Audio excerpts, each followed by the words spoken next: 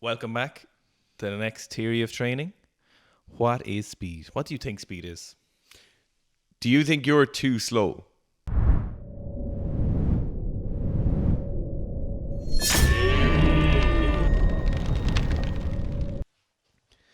So speed is just a variable, right? So speed isn't the way something looks. Speed isn't how much work you get done. Speed is a variable of distance covered in a certain time. So velocity then is just displacement in a certain time. But in terms of speed, when we talk about it in training, you want to be really, really specific. Speed is nothing to do with how fast the workout is done. Speed is nothing to do with an acceleration curve, or it's nothing to do with how high we jump. All it is the distance you travel or the distance the barbell travels in a certain time. So, who uses speed? What comes this kind of comes down to is what the word speed conjures in your brain when you think of speed. So, when you think of speed in terms of athletes, you think of 100-meter runners. You think of people moving as fast as possible. Sprinters is really what you think about. But what you don't kind of imagine is that we have marathon runners who are also using speed to the best of their ability. So all athletic endeavors use speed. So if we look at our marathon runners, for example, and our sprinters, so both of those are moving at a speed they can maintain further defined distance. So our marathon runner is moving as fast as reasonably possible that he can maintain. So he's moving at a speed that he can move for hopefully somewhere in the region of maybe 2.5 hours. Whereas our sprinter is moving at a pace that he can maintain for maybe just 100 meters. So both of these are moving at a speed that is at their best of their ability over a defined time. But you may not think that the marathon runner is using speed in his training. Whereas if we bring it down to like strength sports, if we look at our weightlifters and our powerlifters, so our weightlifters are moving the barbell as fast as they can. So they're moving the barbell and themselves as fast as possible. So as heavy weights as they can get and moving as fast as possible. Whereas if we look at our powerlifters, they're trying to move the bar and themselves as fast as they possibly can. But they're not moving it anywhere near as fast as weightlifters in terms of how fast their body's moving or how fast their bar is moving. So everyone is using speed. So anyone in any athletic endeavor is using speed to the best of their ability. And so we're going to try and teach you a little bit about how you exploit speed, how you might train for speed, and where speed might go in your training. Yeah, so as Garth was saying, all sports kind of measure speed. All sports look at speed as a kind of important factor. What we'll find most of the time is that speeds in different sports or that velocity will be mainly dictated by force, or else they're going to be dictated by the kind of time domain or the distance domain that the sport happens within. So look at the example of like powerlifters versus weightlifters, right? The force is so much higher in powerlifting because the weights are so much higher relatively to the weights in weightlifting. So if we look on a force velocity curve, if we have on the up and down axis, like your X, is that your X or your Y axis? Jesus, I'm retarded. Can you cut that out?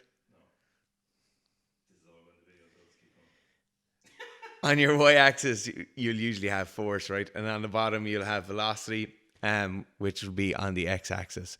So you'll see way, way up high. So very low velocity, very high force will be something like a maximum deadlift. So for your max deadlift, you want the bar technically to be moving as slowly as possible because it means you're putting everything into just lifting the weight and there's kind of no extra force around to generate acceleration. You're just barely moving that bar up. But you obviously can't pull on those kind of weights with those kind of forces for a snatch or a clean and jerk or anything along those lines. So the force velocity curve is where each of these kind of inputs lie. So if you take up high, so really, really high force, really low velocity is your powerlifting, your strongman, something where you're putting a load of force in and the movement is very, very slow. Down at the bottom corner then, where it's really high velocity and really low speed, really low force, will be something like maximum broad jump. It'll be 60-yard dash, where the weight being moved is relatively low. Like obviously there's still high force outputs, but the force is relatively low and the velocity is incredibly high. What you need to do is, depending on the sport you're competing in or the sport you're training for, You need to start figuring out what kind of bands or what kind of areas along that force velocity curve are important for your sport. What you should also start doing is like look where you're weak along that force velocity curve. So if you're a general sports athlete, so you might play a field sport, or you might just be looking to get like generally fitter and stronger, you should be looking for kind of weak areas along that force velocity curve. So you might be able to move loads of weight, but you can't sprint very fast, right? So you want to have a strong, good performance across the entire length and breadth of that curve, to be a kind of well-rounded athlete in inverted commas. Go.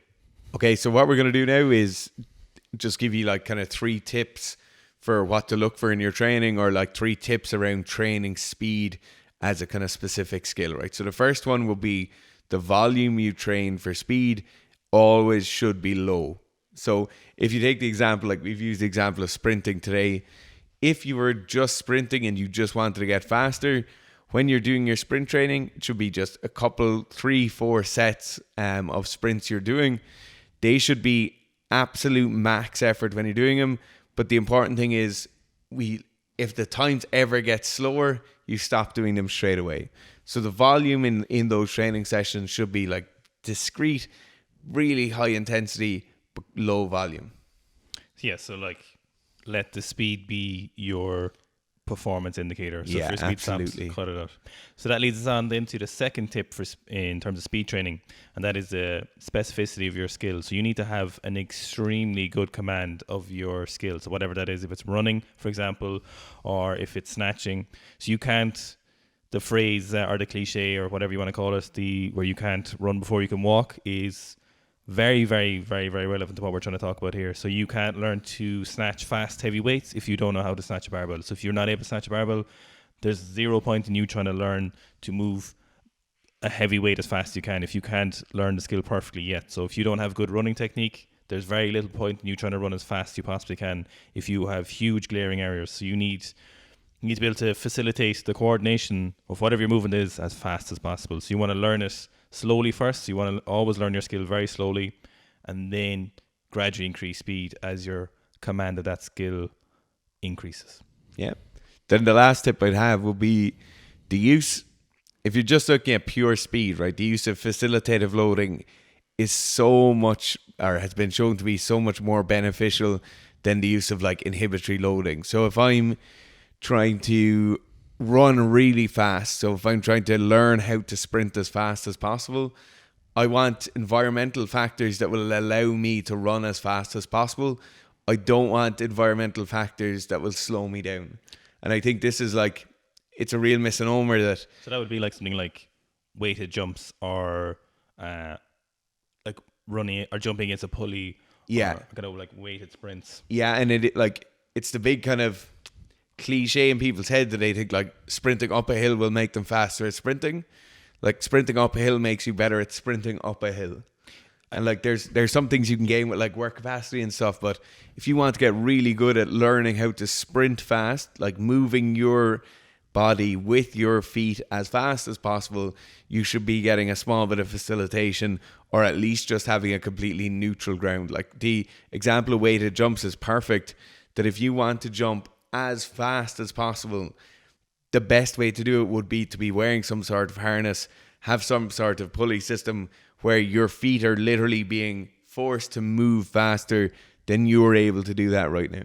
So that kind of ties in the skill of, or the kind of force velocity curve in with your ability to perform a skill. So you're sort of increasing the forces you need doesn't increase your velocity after when you remove those forces. So it's kind of it makes sense to people who come training from a gym. Or sorry, it's kind of counterintuitive. So if you think about, you can squat 100 kilos day one in the gym and it moves really slowly, but then you increase your squat to 200 kilos. So when you come back to 100 kilo squat, you can move 100 kilos a lot faster. So it does make sense, or it makes sense on the surface when you analyze it like that. You go, well, if I can run a little bit faster with a weighted vest on, surely I'll be able to sprint faster. Yeah, no, that's... And it's called the dynamic body weight hypothesis, I think, in like biomechanics, and it's something people have put a lot of thought into and a lot of effort into how to assess it, but it's been proven many times now across like a lot of different like universities and research and stuff like that, where they've shown that the maximum power output is with your body weight, so unweighted, or as Fitz said, like facilitative loading, where you have like they've set up huge pulley systems, like very kind of intricate contraptions to practice jumping, assisted jumping, like letting you jump higher, you know. And it is counterintuitive and it's kind of hard to grasp, but it is very, especially for our audience, you know, listening, who are if you're used to going to a gym and lifting weights and that make you stronger, like it's just not like it's just not that simple for raw speed work.